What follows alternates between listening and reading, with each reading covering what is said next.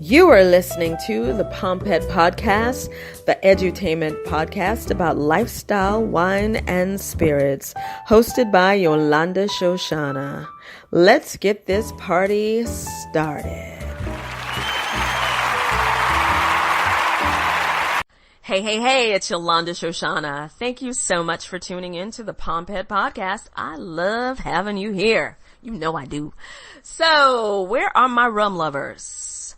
This month is so for you because August is National Rum Month and August 16th is National Rum Day. So you have a whole month and a day to celebrate this yummy spirit.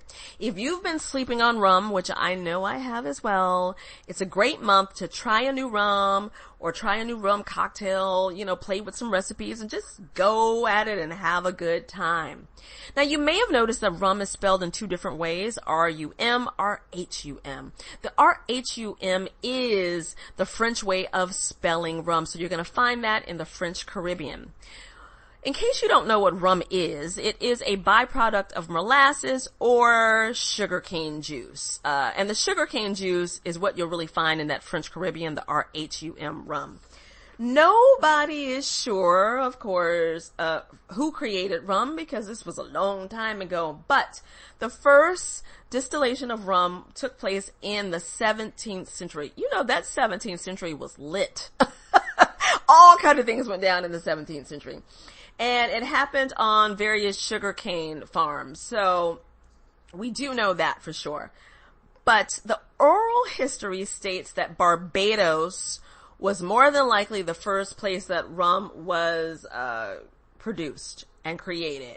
Now, though they do say that Brazil may have had their own version of rum as well as Sweden, which I would have loved to taste the one in Sweden, wouldn't you? Like, what does Swedish rum taste like in the 17th century?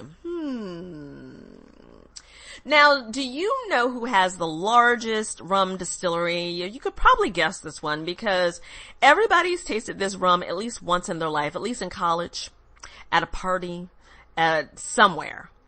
The rum is made in Puerto Rico. Keep guessing. If you guessed Bacardi, you are 100% correct because they produce so much rum, it's not even crazy. So speaking of Puerto Rico and rum, let's talk a little bit about rum destinations. Like wine, rum has places that you could go and check out, and go, have rum and go to the distilleries. And it is becoming a bigger and bigger things, and also because a lot of these distilleries are on beautiful islands. And who doesn't want to go to an island? The one place I would love to go check out rum, and I've heard is amazing, is Martinique. French Caribbean. I love things that are French. I heard the food is absolutely amazing. I heard the water's gorgeous, everything. But Martinique has 12 distilleries. So you could just hop to a couple distilleries each day if you go for several days, or go for 12 days, lay around, have rum at all the different distilleries. But that would be amazing. Then there's Guadeloupe. I went to a tourism event for Guadeloupe last week and had some wonderful rum. Some of it was strong.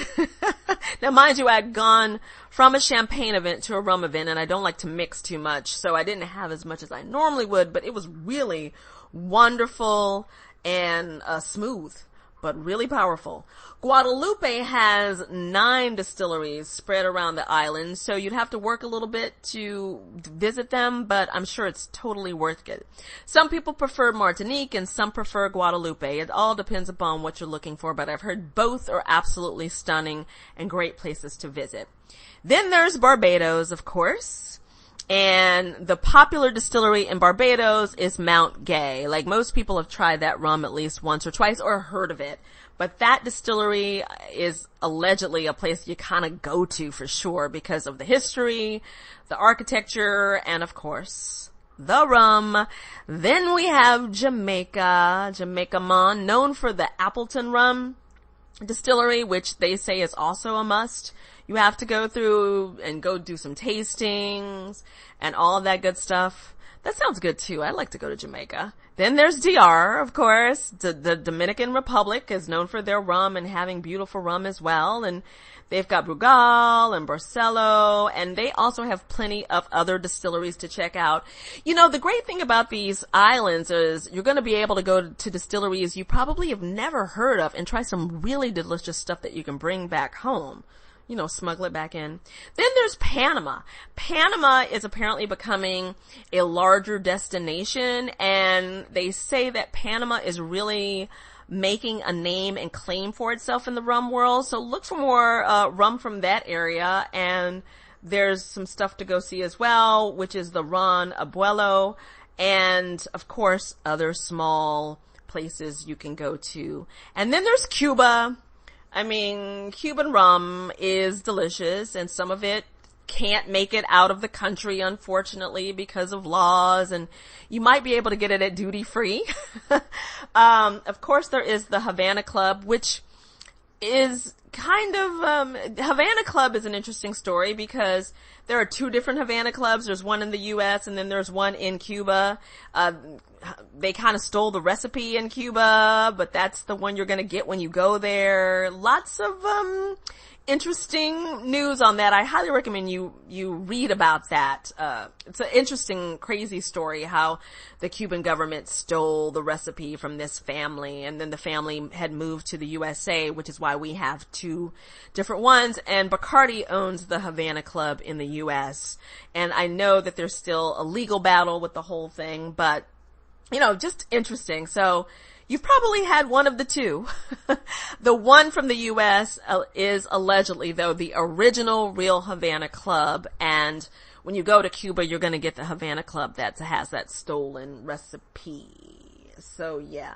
So those are just some of the rum destinations that you could go to. All amazing places to check out and islands. And, you know, maybe it's a little something you want to do next time you travel.